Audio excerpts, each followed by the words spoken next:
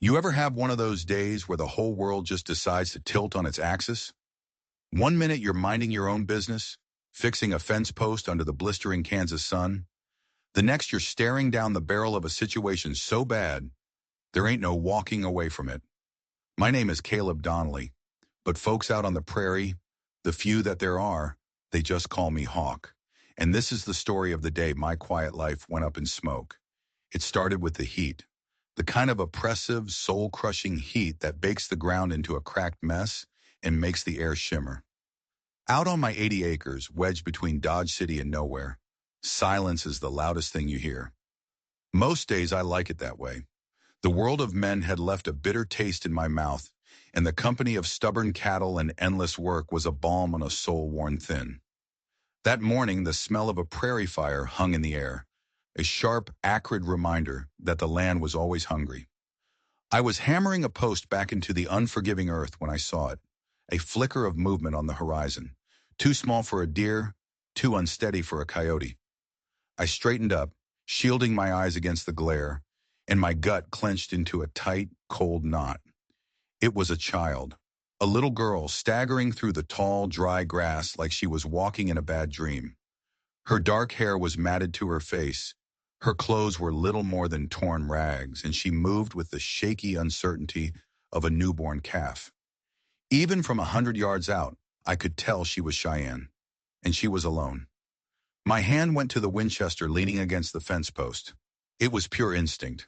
Tensions with the tribes were a simmering pot ready to boil over. The dust from Little Bighorn hadn't even settled, and folks in town told stories of ambushed wagons and vanished ranchers.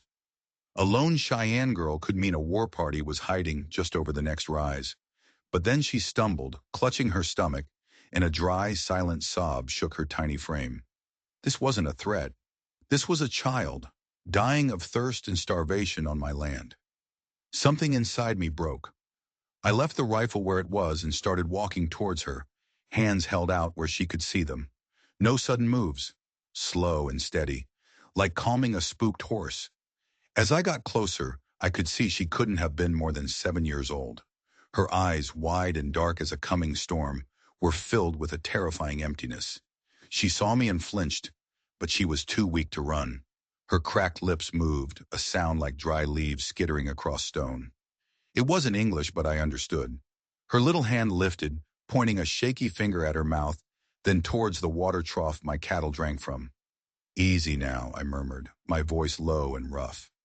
I scooped her up into my arms. She weighed next to nothing, a bundle of skin and bones. As I carried her back toward the simple cabin I called home, something glinted in the sun. A necklace.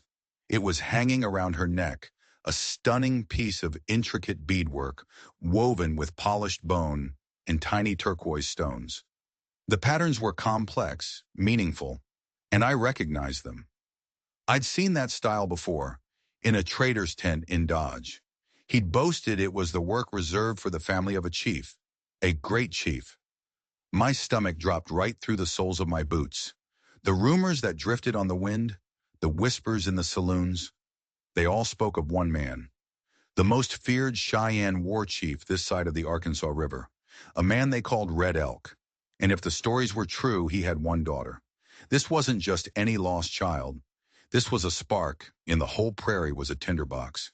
If Red Elk's dog soldiers were out looking for her, they weren't going to come knocking. They were going to come burning.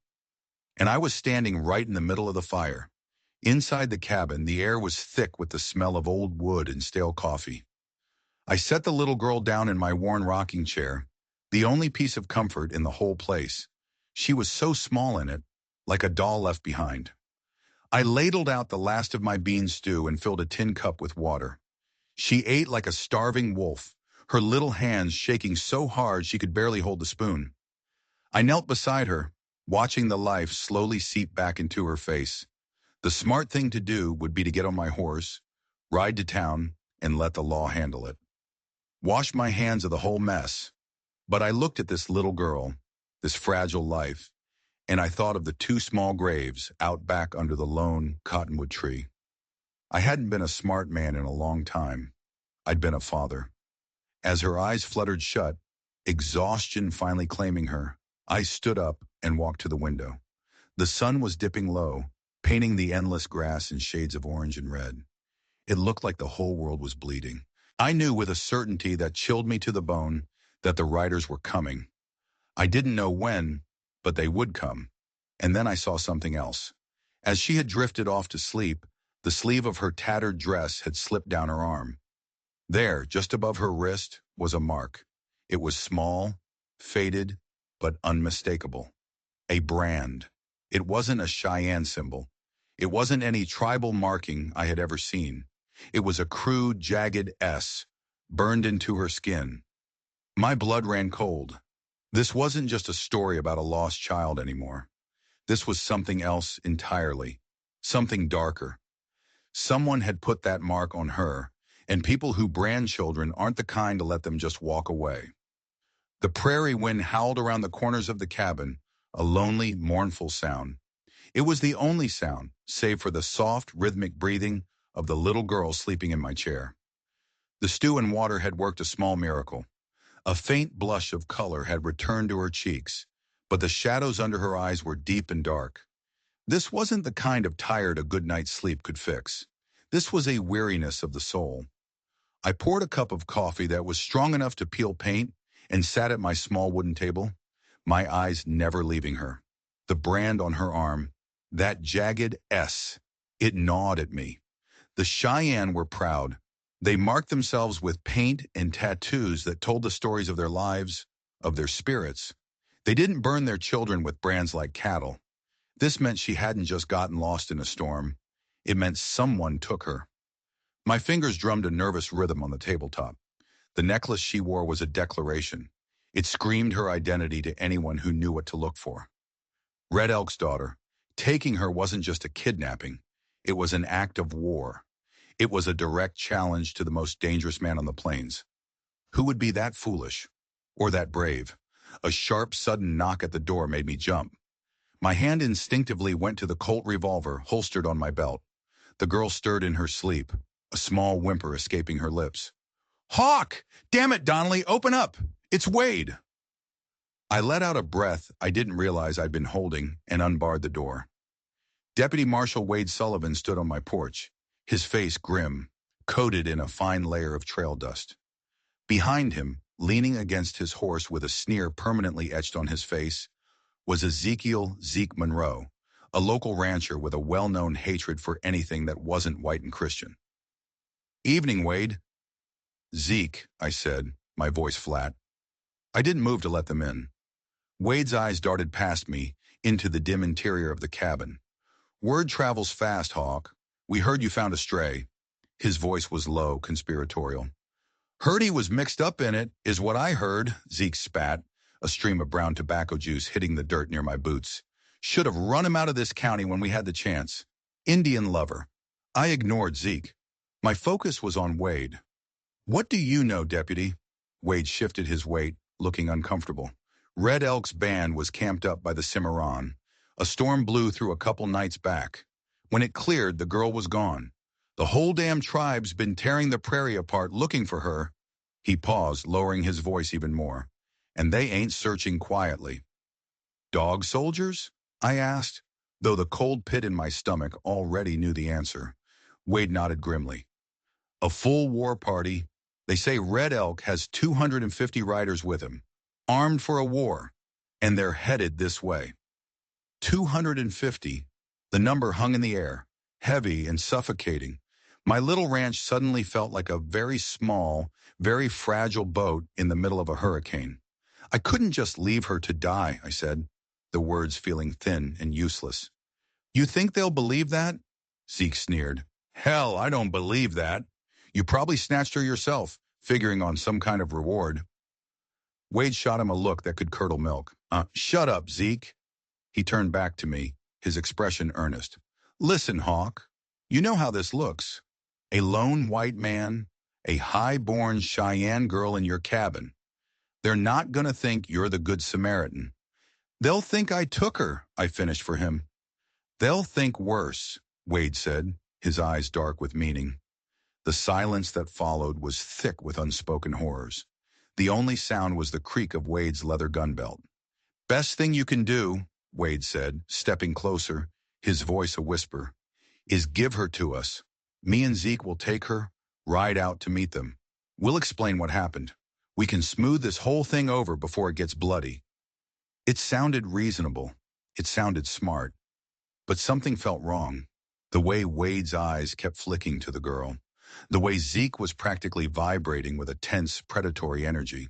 And that brand. That jagged S. These men weren't here to save her. How'd you hear about this so fast, Wade? I asked, my voice casual, but my mind racing. Red Elk's camp is a good day's ride from here. News from the prairie doesn't usually have wings.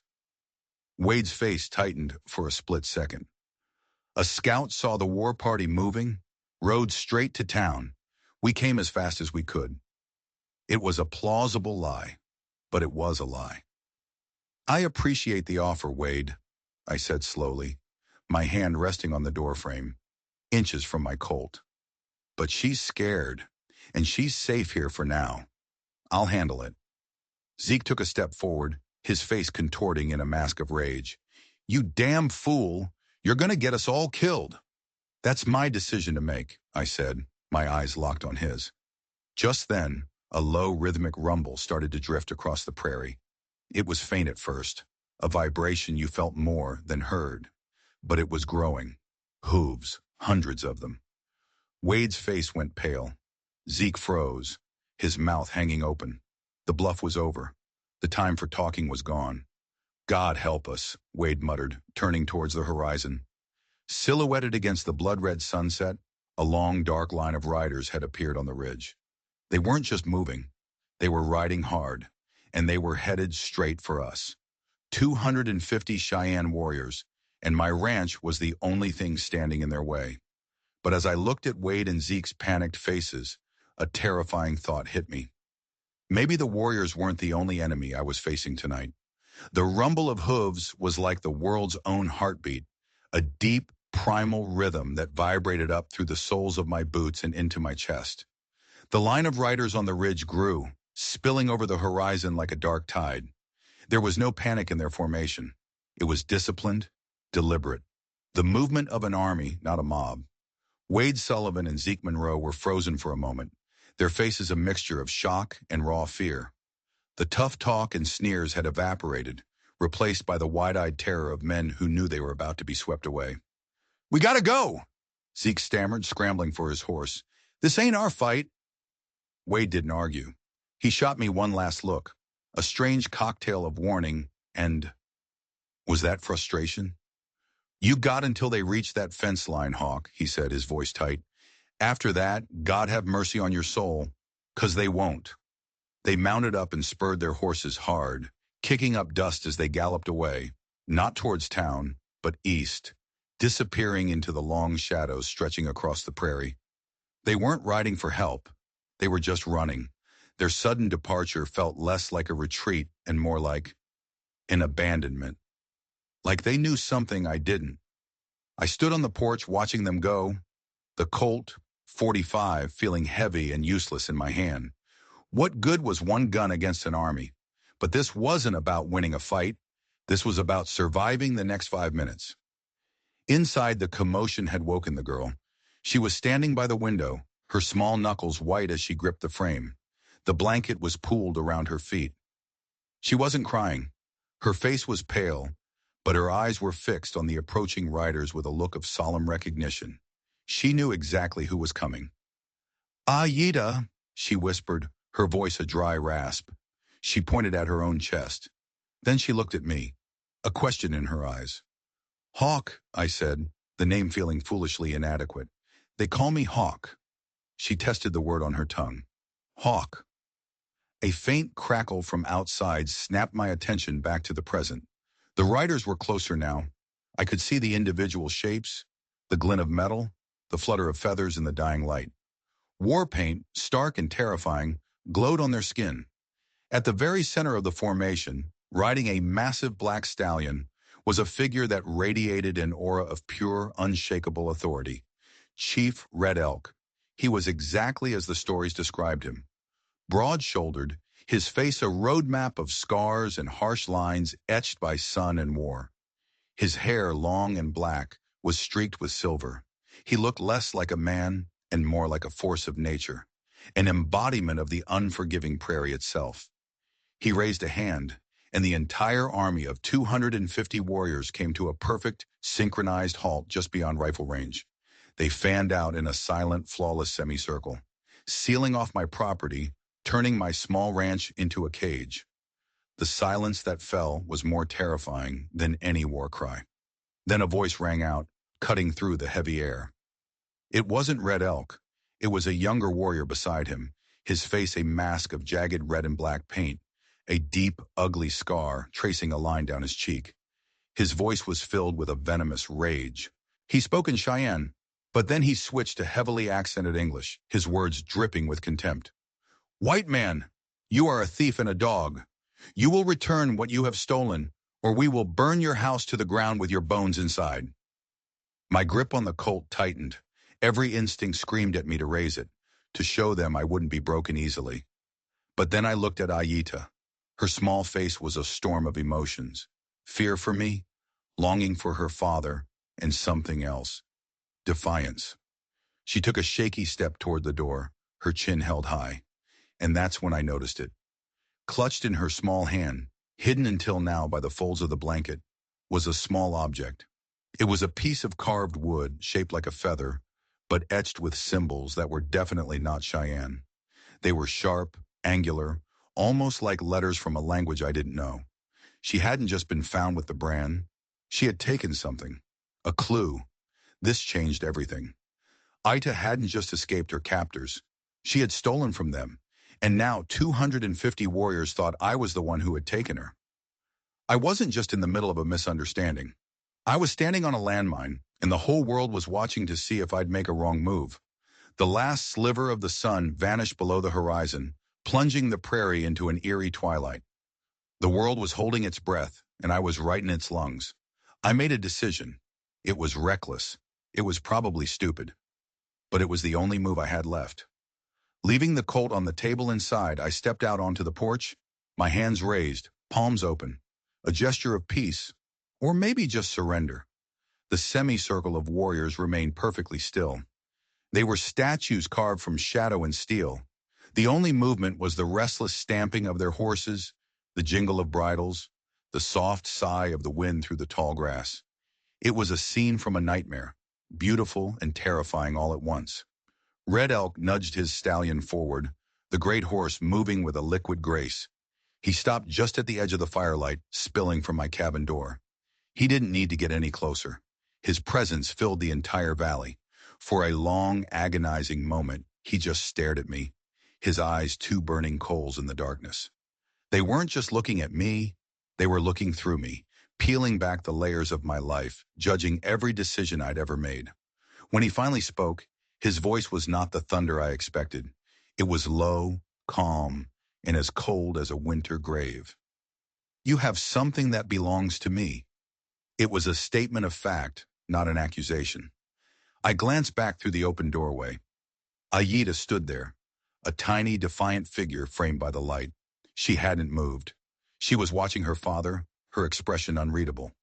"She came to me," I said, my voice steady, though my heart was trying to hammer its way out of my chest. "She was starving, lost.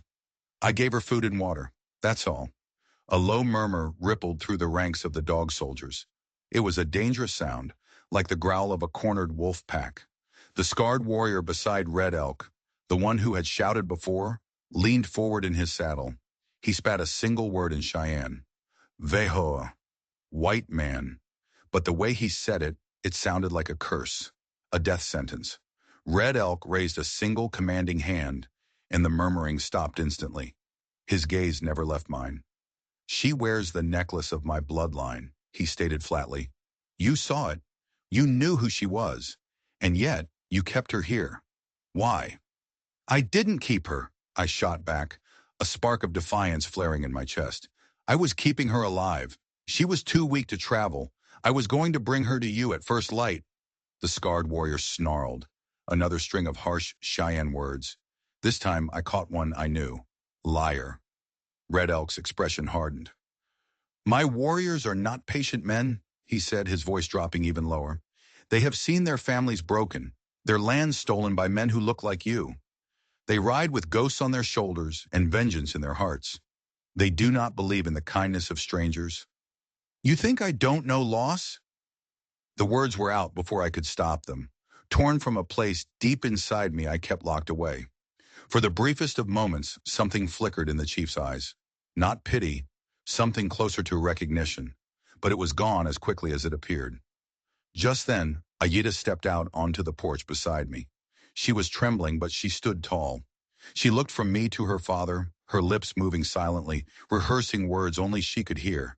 She still had the carved wooden feather clutched in her hand. The scarred warrior pointed at me, his voice a guttural bark.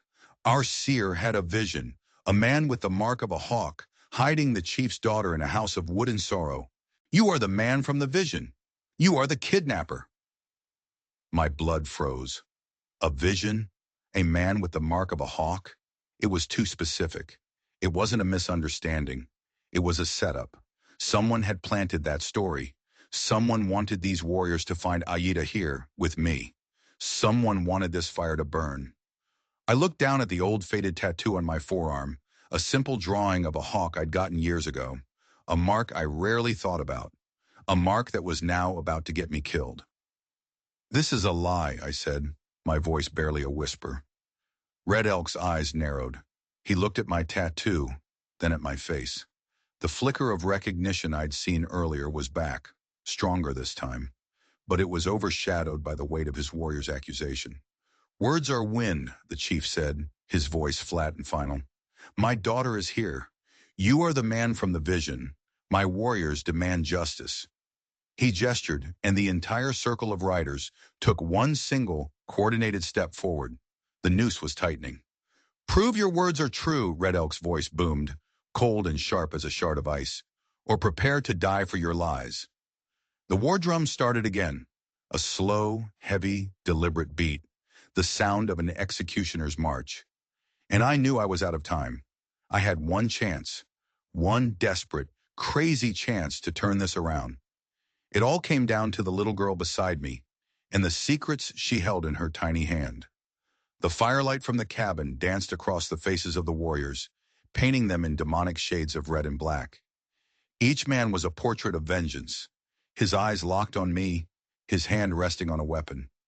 The air was so thick with hate you could taste it.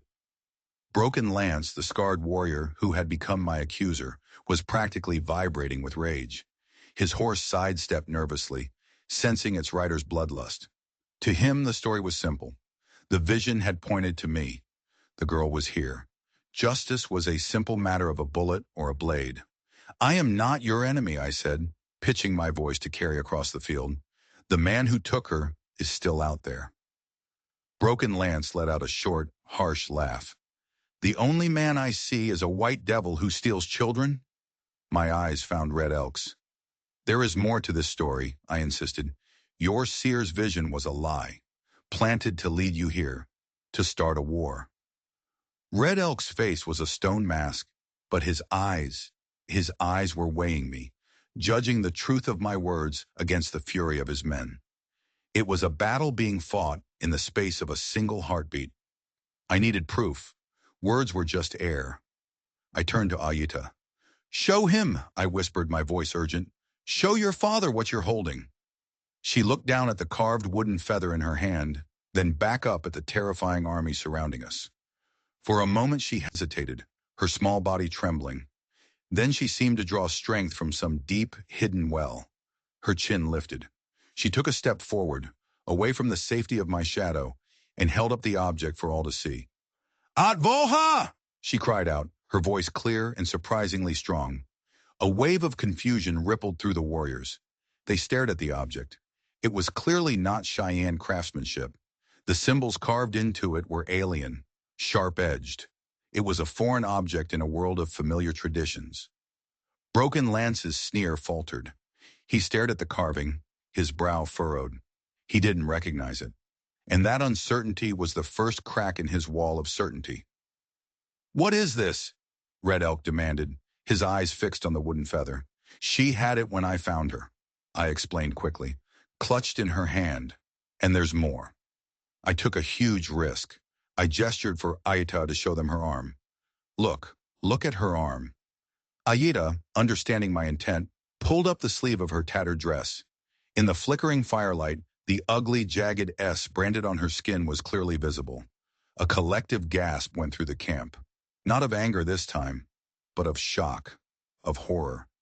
This was not the work of their people. This was the mark of an outsider, a mark of ownership, like cattle. It was a profound violation. Red Elk's face, which had been a mask of stoic fury, finally cracked. A deep, guttural sound of anguish escaped his lips. He swung down from his stallion, his movement swift and powerful, and strode toward the porch. His warriors watched, stunned into silence. He knelt before his daughter, his large, calloused hand gently taking her small arm. He traced the outline of the brand with his thumb, his face a storm of grief and rage. He looked up at her, and a torrent of soft Cheyenne words poured from him. Questions, assurances, words of love from a father to his child. Aida answered him, her voice trembling but steady. She spoke quickly, her words tumbling over each other. She pointed back out into the dark prairie, then to the brand, then to the wooden feather. She was telling him everything, the storm, the strange men, the escape. As he listened, Red Elk's gaze shifted from his daughter to me, and then back again. The pieces were clicking into place, the convenient vision, the brand, the strange carving. He was a war chief, a strategist. He could see the shape of the trap that had been laid for him. He stood up, his full height seeming to block out the stars. He turned to face his warriors, his expression now one of cold, calculating fury. But it was a fury that was no longer directed at me. "Broken Lance," he said, his voice dangerously calm. "Our seer, where is he?" Broken Lance looked confused. "He is with the elders, back at the winter camp, Chief. He saw the vision and sent a rider." "He is a liar," Red Elk roared, his voice echoing across the plains. "His tongue is forked, and he has poisoned our minds." He held up the wooden feather. "This is the mark of the shadow snakes, white trappers who deal in poison and stolen lives. They operate out of the Badlands. They are the ones who took my daughter." The revelation hit the warriors like a physical blow. The shadow snakes were notorious, a vile gang of criminals who respected no law, white or native. They were ghosts, whispered about but rarely seen. "They branded her like an animal," Red Elk continued, his voice thick with a father's pain. "And they set a trap for us. They used our own traditions, our own beliefs, to point us at this man." He gestured towards me. "They wanted us to slaughter him, to bring the wrath of the white soldiers down upon us. They wanted a war to cover their tracks." The entire dynamic of the night had been turned on its head. I was no longer the villain. I was just another piece in a much larger, more sinister game. Broken Lance looked from his chief to me, his face a canvas of dawning horror and shame. He had been so sure, so ready to kill, and he had been completely, utterly wrong. He had been a pawn. What do we do, Chief?" he stammered, his earlier arrogance gone, replaced by the uncertainty of a young warrior who has just seen the world for what it truly is. Red Elk's eyes burned with a new fire. "We were led here to find an enemy," he said, his voice low and deadly, "and we have. But he is not this man." He turned and looked directly at me. The silence stretched, taut and heavy. "You saved my daughter," he said, the words a solemn vow. "And you have uncovered a betrayal that runs deeper than I feared. The debt I owe you is great." He paused, his gaze sweeping over his assembled army. "The shadow snakes wanted a war. Tonight," he declared, his voice ringing with the authority of a king, "we will give them one, but they will be the ones who bleed." The prairie wind whipped around us, carrying the promise of violence. The hunt had changed. The prey was different now. And I, Caleb Hawk Donnelly, a simple rancher who just wanted to be left alone, was now standing shoulder to shoulder with the most feared war party on the plains, about to ride into a storm of our own making. The Cheyenne camp was a whirlwind of sudden, focused activity. The shock of Red Elk's revelation gave way to a cold, simmering rage. The dog soldiers, who moments before had been ready to tear me apart, were now preparing for a different kind of war. Horses were checked, weapons were sharpened, and quivers were filled. The energy had shifted from a mob's thirst for vengeance to the disciplined preparation of an elite fighting force. Red Elk stood in the center of it all, a pillar of calm fury. He issued orders in swift, clipped Cheyenne, and his warriors moved with an efficiency that was both impressive and terrifying. This was what they were born for. He walked over to me, Ayita still at his side, her hand now clutching his. "This carved feather," he said, holding it out. "You have seen symbols like this before?" I took it, turning it over in my hands. The angular markings were strange, but there was a nagging familiarity to them. I thought back to my days as a scout for the army, the long rides through uncharted territory. "They're not letters," I murmured, tracing one of the symbols. "They're trail markers. But they're old, coded, used by trappers and outlaws who don't want to be found.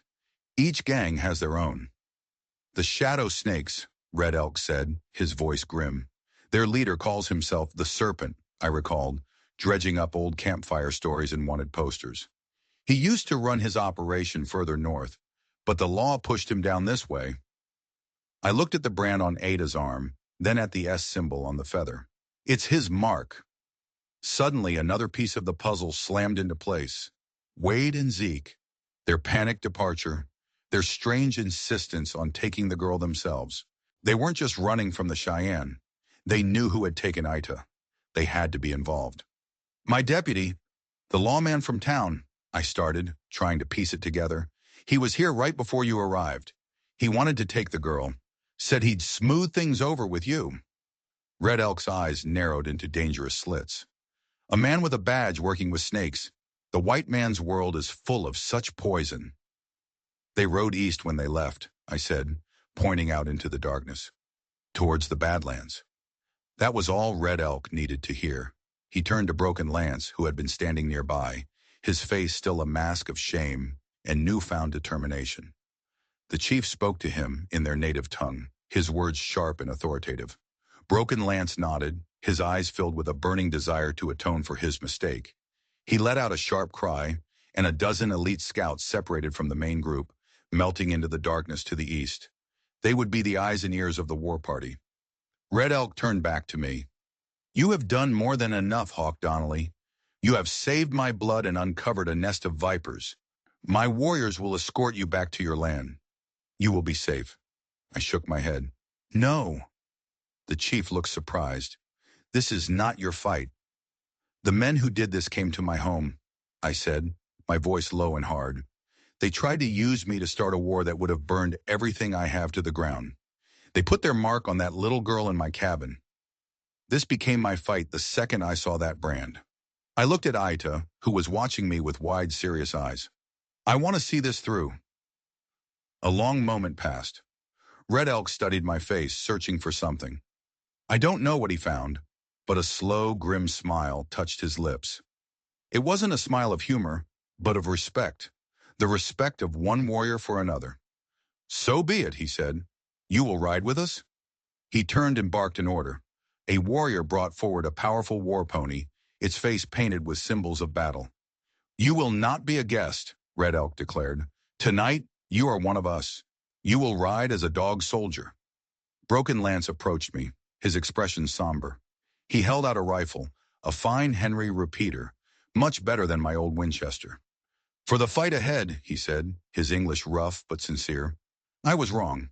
My anger made me blind. I will not make that mistake again.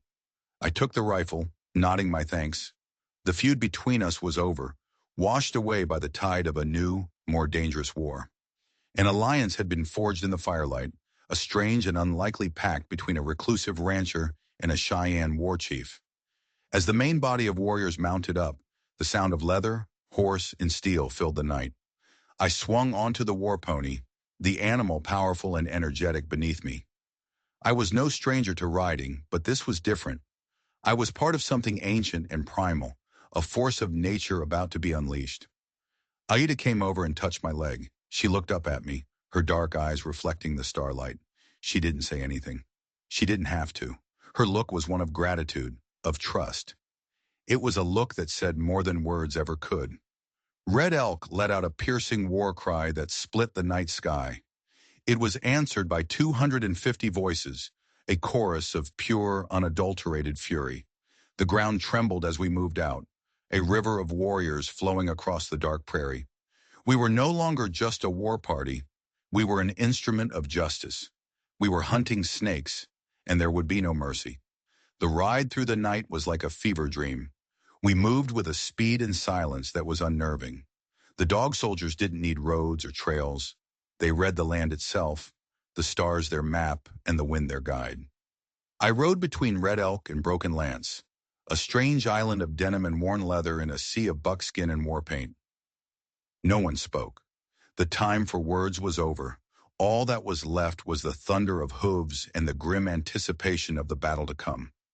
Hours later, as the first hint of dawn began to gray the eastern sky, one of the scouts reappeared as silently as he had vanished.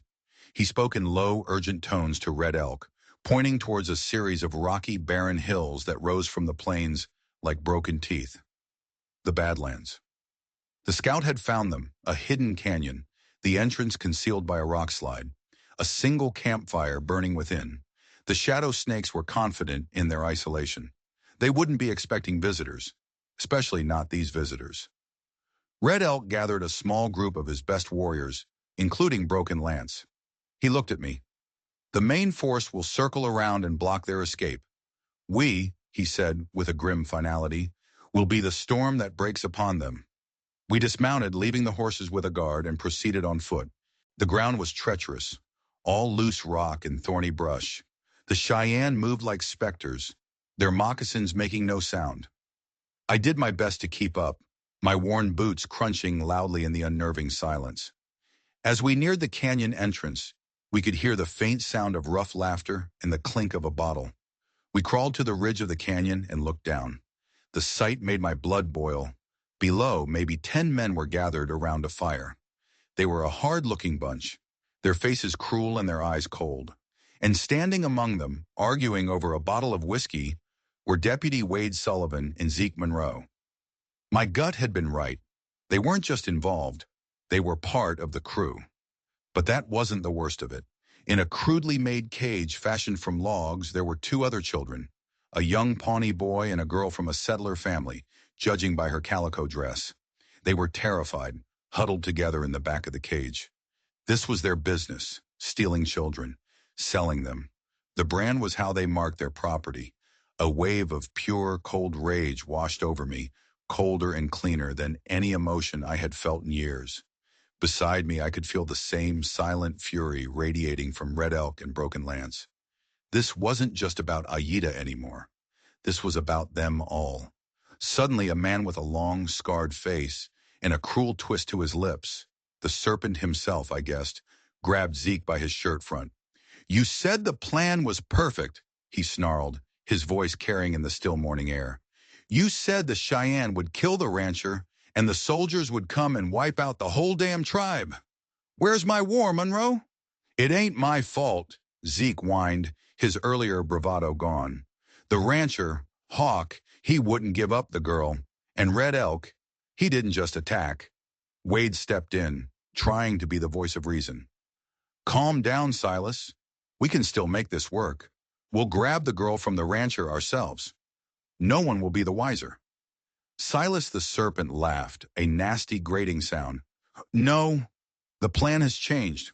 We'll sell these 3, he said, gesturing to the caged children and referencing Aita. "And move on. This land is getting too hot." That was when Red Elk chose to act. He didn't shout a war cry. He simply rose to his full height on the canyon ridge and drew his bow. The movement was so fluid, so silent, that for a second no one below noticed him. He was like a god of vengeance appearing from the dawn. Then he let his arrow fly. It moved like a whisper of death, crossing the 50 yards in an instant and embedding itself in the chest of one of the trappers. The man looked down, a surprised expression on his face, before he crumpled to the ground. All hell broke loose. The trappers scrambled for their rifles, their surprise turning to panicked rage. Wade and Zeke dove for cover, their faces white with terror. "Now!" Red Elk roared.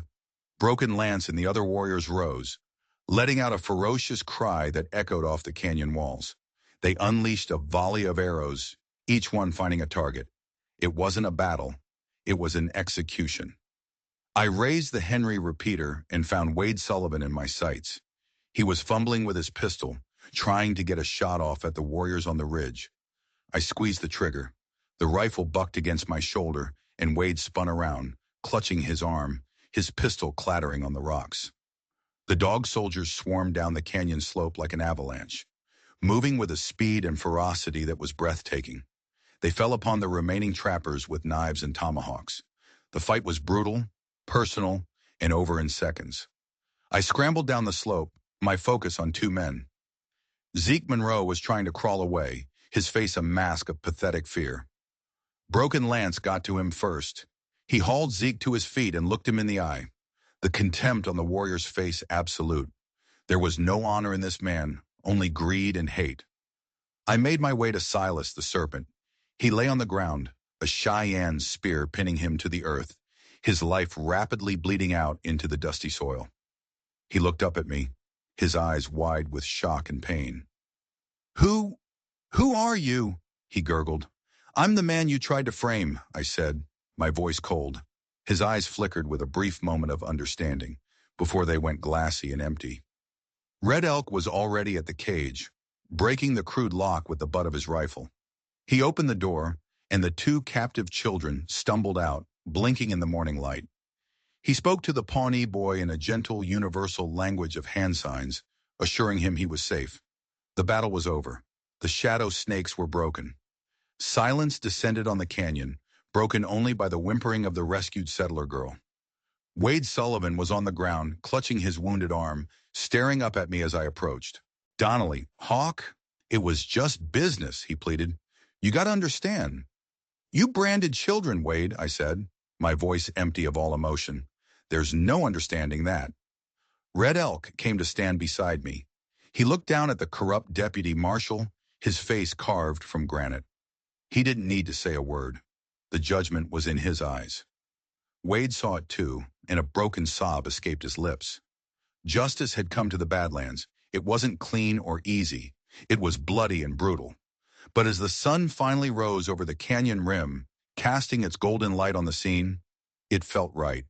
The prairie had a long memory, and today, a debt had been paid in full.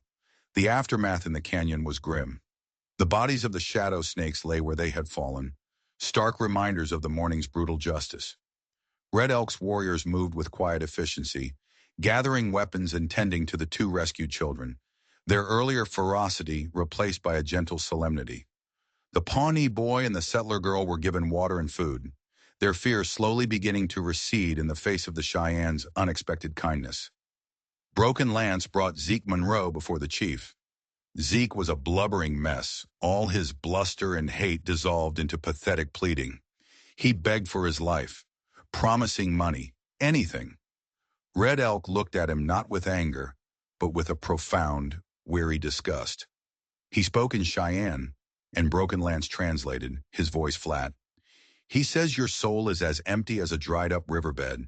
You poison everything you touch. You tried to start a war for profit, using the lives of children as your currency. There is no place for a man like you in this world. Not in ours and not in yours. Zeke was bound, along with the wounded Wade Sullivan. They would be taken to the nearest army fort, not as a gesture of cooperation with the U.S. government, but as a message. The message was simple. The Cheyenne would deal with their own enemies, and they would expose the rot within the white man's law. Their fate would be a slow, humiliating one in a prison cell, a fate far worse than the quick death they'd have gotten here. As the sun climbed higher, we rode out of that canyon of death, leaving the bodies for the vultures. It felt like leaving a tomb behind. We rode back to the main camp where Aida was waiting. The moment she saw us, she ran, her little legs carrying her as fast as they could. She didn't run to her father first. She ran to me. She threw her arms around my legs, her face buried in my dusty jeans. A small, silent gesture that spoke volumes. I rested my hand on her head, a lump forming in my throat. Over her shoulder I met Red Elk's gaze, A deep, unspoken understanding passed between us. We were from different worlds, shaped by different histories, but that morning, we were just two fathers who had seen the darkness and protected their own. We returned to my ranch as the sun began to set, the sky once again painted in shades of red and gold. But this time, it didn't look like blood.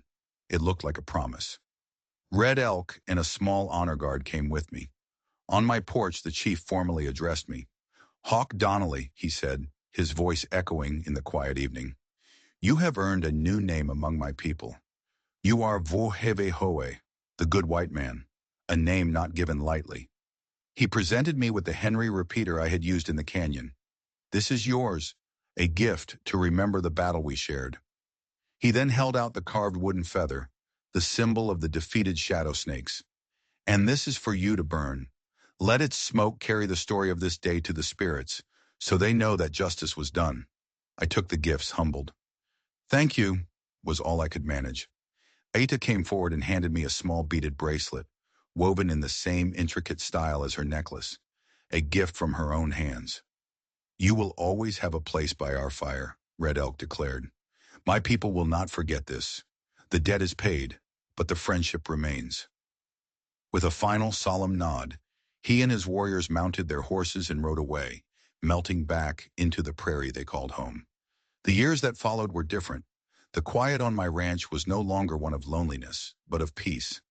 The story of what happened in the Badlands spread, whispered from one settlement to the next, from one tribe to another. Some called me a hero, some called me a traitor to my own kind. I didn't care.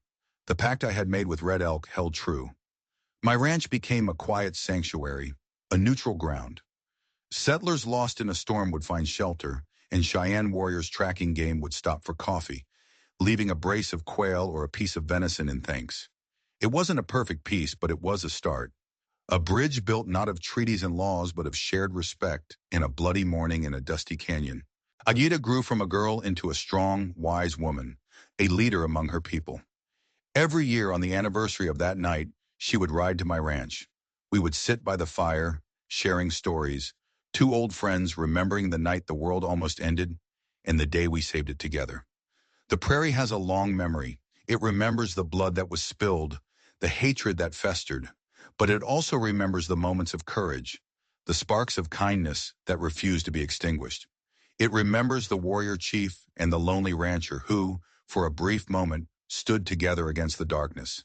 And in that memory lies the hope that even in the most unforgiving of lands, peace is not just a dream, it's a choice. If you enjoyed this story and want to hear more tales from the shadows of history, do me a favor and hit that subscribe button, and let me know in the comments below. What would you have done if you were Hawk?